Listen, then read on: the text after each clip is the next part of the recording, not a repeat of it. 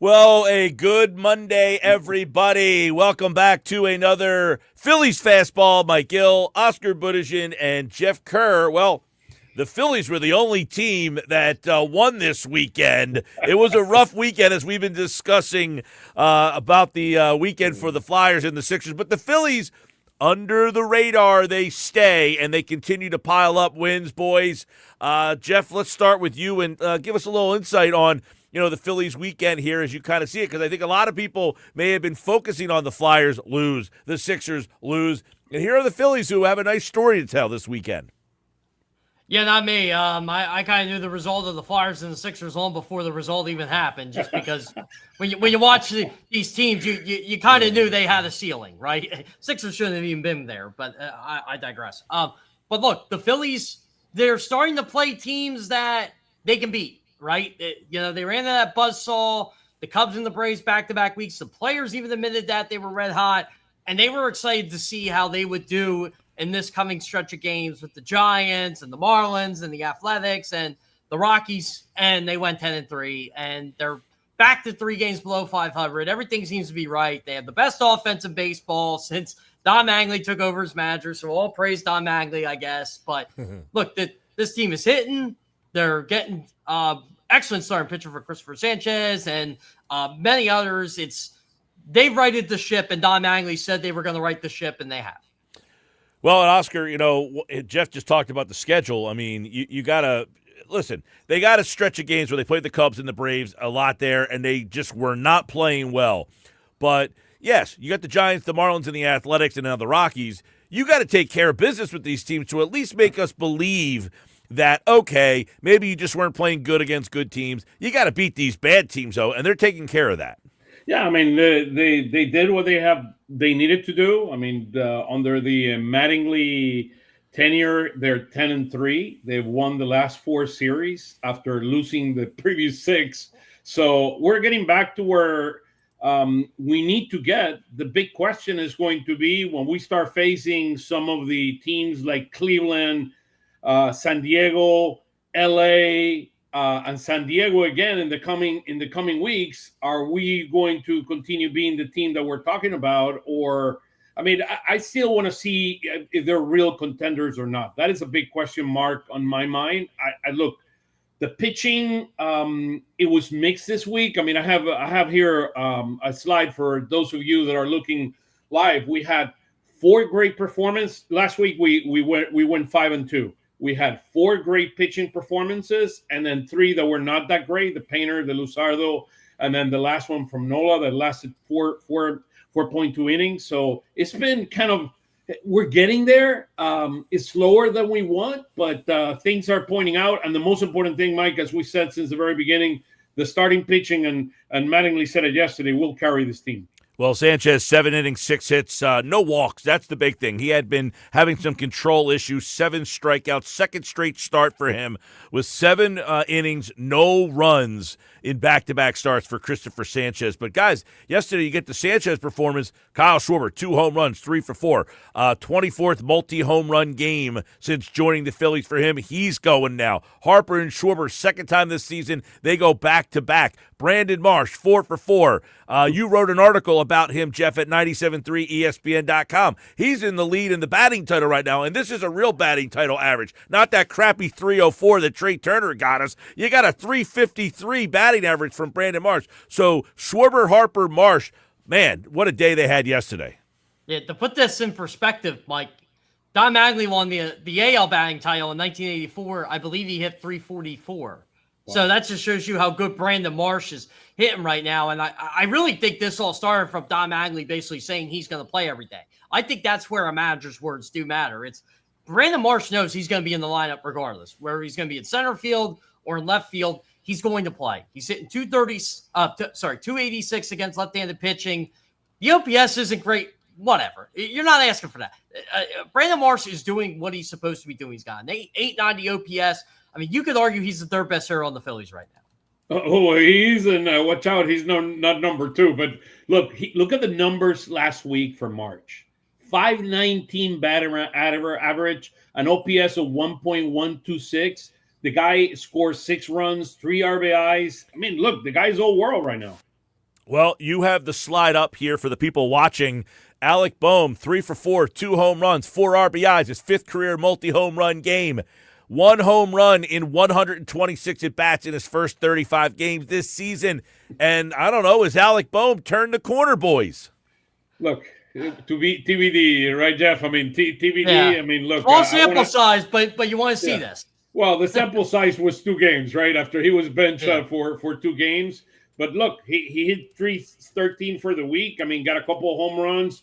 Got 5 RBIs. I mean, tied for second with Schwarber. With Harper, Schwarber had 7 RBIs on the week. So, look, it's promising what we're seeing out of Boehm. Hopefully, he turned the corner. Something that I liked a lot last week is that Mattingly, during the 2 days that he was off, he was with him doing batting practice. So, that's one thing that he does that Topper couldn't do, which is he's been a player. He's a proven commodity as a hitter.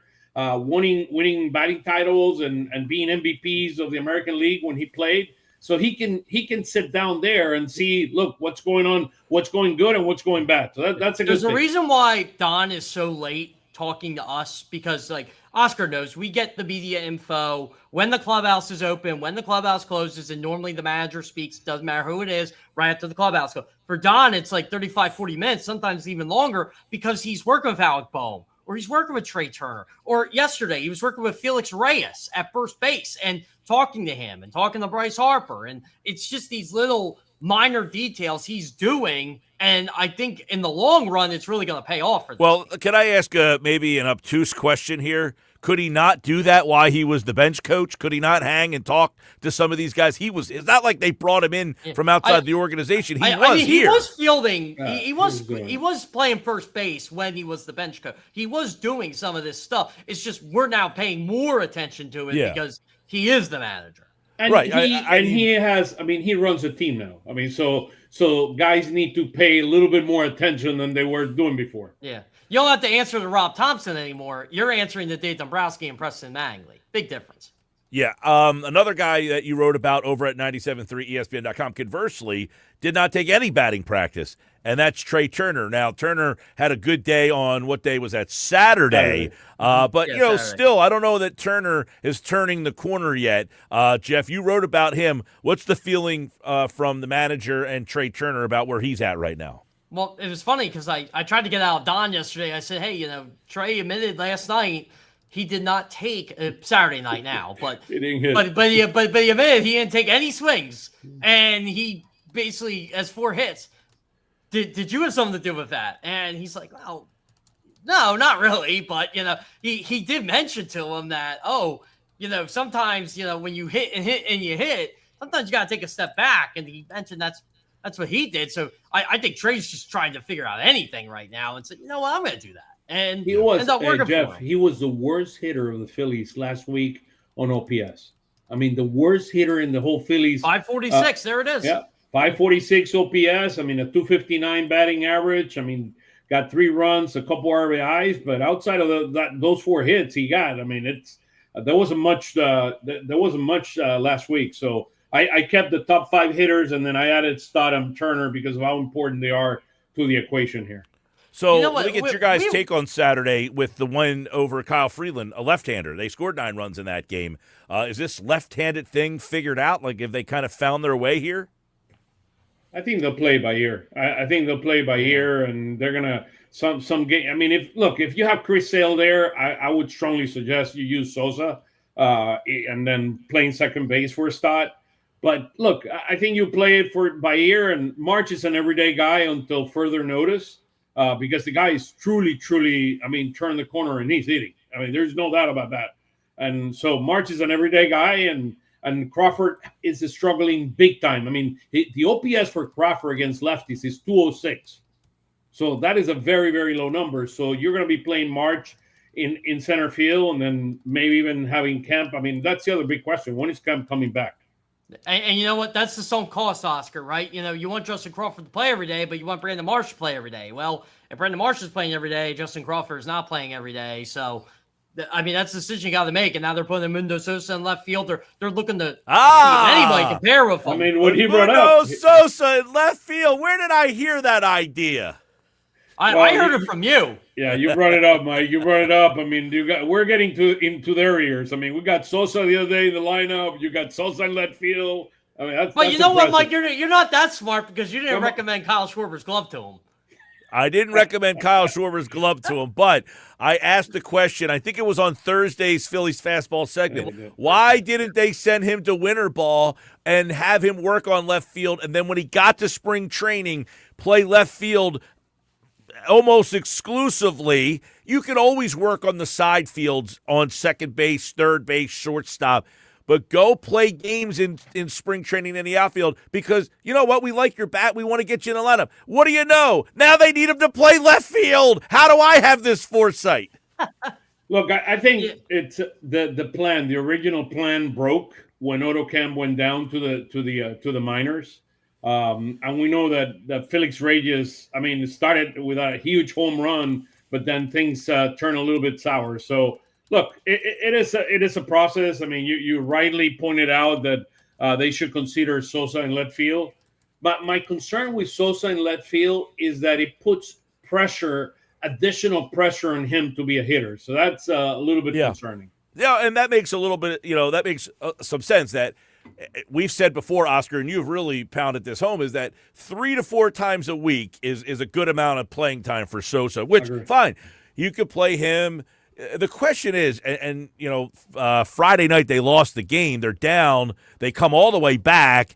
You get the home run from Crawford. You end up losing that game in extra innings. But what are they doing to Crawford here by yo-yoing him? Are you out against lefties? Are you in against lefties? You don't want to have him and Marsh and Harper and Schwarber. And I mean, they still got to figure out how they're going to play this lefty thing. I don't think that's figured out 100% yet.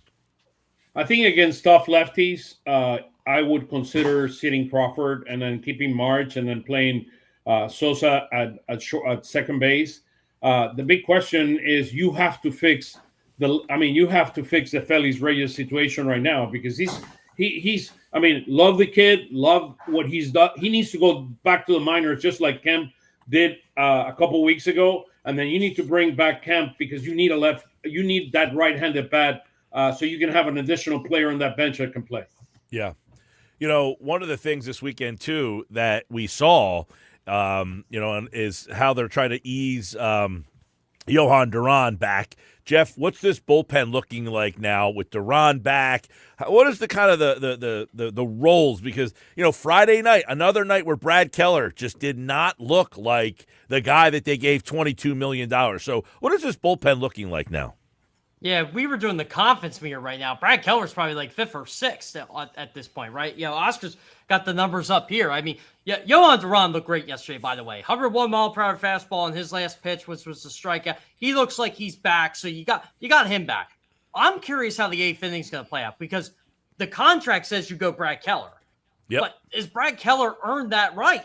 Has Jose Alvarado earned that right? Kerkering. I mean, Kerkering needs to start moving up in the pecking order. I mean, without a doubt. And if you ask me right now, who would I bring in an 8th inning in a 2-1 game against the Yankees or some other big-time team? I mean, I'm using Kerkering ahead of Keller. Doesn't it feel like Don Mattingly's starting to use him more in even more high-leverage situations? Like, you saw what he did in the 10th inning the other night. Like he should have given up a run, and he didn't, and he was fired up about that. And, I think Don knows when to use him. It's those high leverage situations or, hey, look, I need you to get an out. Can you get me an out? He'll get him an out. What Tanner Bank was doing last year. I think that's what Kerkering is doing this year. Guys, the number that bothers me about Kerkering, where I have a little trust issues, is the 6 walks in 15 innings. And you just said it, Oscar. He used to be a guy that can get you the strikeout. His strikeout numbers are down, and his walk numbers are up. So that means there's a propensity that he's going to be putting guys on base. So I'd like to see those walk numbers because you see 15 innings, 6 walks. Conversely, Mays has got 21 innings and only 7 walks. Keller, same problem, 6 walks. And by the way, Friday night, Keller got hit around pretty good. I mean, they put the ball in play off of Keller. He's been a major disappointment. I can tell you this with Orion. He's learned how to pitch more than the throw, and he's admitted this. And he knows he wants his strikeout numbers to be higher too, but he's also looking at the results. Like, the ERA is still low. He's learning how to pitch to batters more strategically, and he said, look, he'll be upfront about it. He does want the strikeout numbers up, but there's always a catch-22 with it, right? When he was striking out a lot of guys, he was also giving up a lot of base hits. So I think he's kind of like Yohan Duran in a sense. Like, I can get these guys out, but I can also pitch a contact and get them out too. The other thing, Mike, I think, and Jeff, that I think is very important is we need to point out what Sugar has done for this team. I mean, he's been absolutely amazing what this kid has done. He's earned a spot on this relief pitching corp, and look, it's gonna. I mean, he's taking away the job of Pop at this point. Yeah, Pop is back at Lehigh, right, Jeff? So Pop is actually in the Phillies clubhouse yesterday. He had a rehab sign with Lehigh Saturday night. I have no idea what they're going to do with Zach Pop. I'm with Oscar. Like, I think Sugar's earned a job. I don't know how you take him out. Who are the candidates that would be an odd man out here? They don't really have one, right? They don't. I think this is the relief corp right now, and Backus has an elbow issue, and who knows how long he's going to be out. Yeah. So it's probably Pop. So Pop would probably be the odd guy out. Yeah, we're looking at the relief pitching because, guys, I don't know about you. We thought the relief pitching, and one of the reasons why I really, really, really thought this team would be improved over last year because everybody said, well, they ran it back. They didn't do anything. Well, one area where they seemingly were much better was you had Duran for a full season, you had Alvarado back for a full season, and you signed Brad Keller. You had those three guys. You were thinking, man, the 7th, 8th, and 9th inning for this team is really going to be better than it was April, May, and June, July before you trade it for Duran last year. And that's where I thought they were really going to rack up a lot of wins, was getting leads with their great pitching and closing those games out 7th, 8th, 9th. Duran got hurt. Keller hasn't been that good. Alvarado hasn't been what we thought. You know what's crazy about this too, Mike? They haven't really blown a lot of leads this year either. So, well, they don't ever have a lead. Oh, exactly. They never have a lead. They're always coming back. And Magley has pointed that out, by the way. But look, this is why you don't trade in a Ryan Kirkring because of one play. This is why fans can't run baseball teams. This is why fans can't run anything because get them out of town. No, that's not the answer. The answer is you're a 24-year-old kid who's got a lot of talent. You just don't give up on those people. So you should be glad you have him right now. I agree. Yeah. I agree with that. So let's look at the starting pitching and what's coming up this week here because, Oscar, you kind of talked about it. Cristopher Sánchez was outstanding. I mean, he was vintage Cristopher Sánchez yesterday. I thought no walks is the number that really stands out for me. Friday night, not the best pitching performance there. So you had some up and down pitching where, you look at this Red Sox series coming in, you're going to see an old friend later on this week, but you take a look at tonight's game, Zach Wheeler and what he has brought this team. They're off tonight. Right, I'm sorry. They're off tonight. Finally off tonight. But you're going to get Zach Wheeler, and that really has an opportunity to set the tone to kind of get this thing moving. When you have the day off, you can reset your bullpen, and it starts with Zach Wheeler. Yeah, I think, look, Zach Wheeler sets the tone, on this rotation. We know Sanchez, the elite pitcher that he is, but Wheeler has done a tremendous job in the 3 starts that he has gotten since he got here. I'm very intrigued what's going to happen in the Painter and Luzardo's outing. Luzardo is going to go against Ranger on Thursday. That's going to be amazing to see. And then Painter is going to be pitching on Wednesday. So those two spots are going to be very, very important to see what version of Painter and what version of Luzardo do we get. Look, Luzardo, just like we talked before, he's been inconsistent in the past. Did not pitch well Friday night. Awful. And with an inning, he just gets into these innings where he just continues to throw. He cannot strike out people, and then the pitching count goes to 30-plus pitches. And guys, 95 pitches in 3 innings he had the other night. It was crazy. But look, Luzardo, we know the quality of arm he has. He'll turn around. I'm not worried about that. He's the 3rd pitcher on this rotation. After Cristopher and Wheeler, the big question is going to be, can Painter can we show improvements every week? Even though he might not be perfect, but can he show a steady improvement as we go? And as I said before, the preparation between starts is the key, the learning and then the implementation of the plan that needs to help him improve start after start. Well, what he can't be, guys, is Taijuan Walker. He can't constantly be down, throwing innings that he doesn't need to be throwing because he's trying to save the bullpen. This is a guy who had some arm problems. You don't want him just to be out there taking one for the team every single time because he's not pitching well to save the bullpen. So he's going to be a guy, absolutely, that you'll be keeping an eye on. It is Wheeler. They will have an opener for Boston tomorrow. Painter and Gray, and then Luzardo and Ranger Suarez on Thursday. Remember, those games are at Fenway Park, so Luzardo and Suarez will be at Fenway. And then you'll face the Pirates the rest of this week, and you'll see Paul Skeens on Sunday against Pittsburgh. So some Wheeler interesting against Wheeler. That's going to be an incredible matchup there. Baby. Wheeler against Skeens on Friday. This on is going to be a fun road trip. Like, if you wanted to go see the Phillies on the road, this is like your dream vacation, Boston and Pittsburgh. Yeah, Jeff, are we getting in the car? Where are we going, Boston or Pittsburgh? Oh, I'm going to Dover on Sunday. I don't know about you. I gotta go see some racing. Guys, I'll take it in July, August. I mean, going to Boston. I mean, not now. I went to Boston a couple of years ago. Loved it. PNC Park, though, is one of my all-time favorites. It is one of mine fantastic. Too. Yeah, we should do a ballpark rankings. I think I know where Oscar would go because I probably would go with him on this. It's probably Oriole Park at Camden Yards, but PNC Park's up there. It is. By the way, speaking of Oriole Park at Camden Yards, we're going to be at Ventnor Social next week. We're giving away that trip. You guys are invited. We're giving away a trip to Oriole Park. Yeah, it's my birthday weekend. All right. Oh, when they go July 29th? Yeah, July 29th. August 1st is my birthday, and they're playing at Oriole Park, so I'll be there.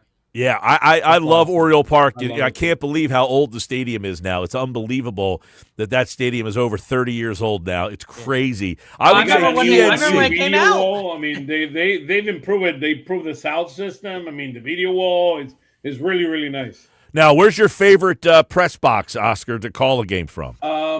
Well, actually, the Orioles Park is unbelievable because it's right behind home plate.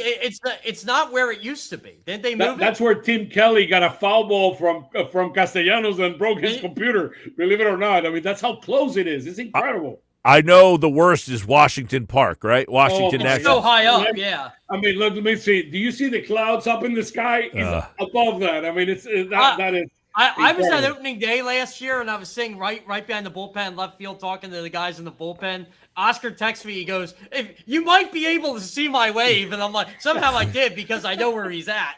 Look, you know what? You can see the Capitol building. I mean, from up there. So that's how high you are. I heard that's probably the worst place to call a game from. I've been to Nationals Park though as a fan, and I actually think it's underrated. It's okay. The outside, they've got that street that leads into the back entrance of the ballpark. It's okay. Nowhere near PNC Park. Navy Yard too. Yeah, PNC is definitely of.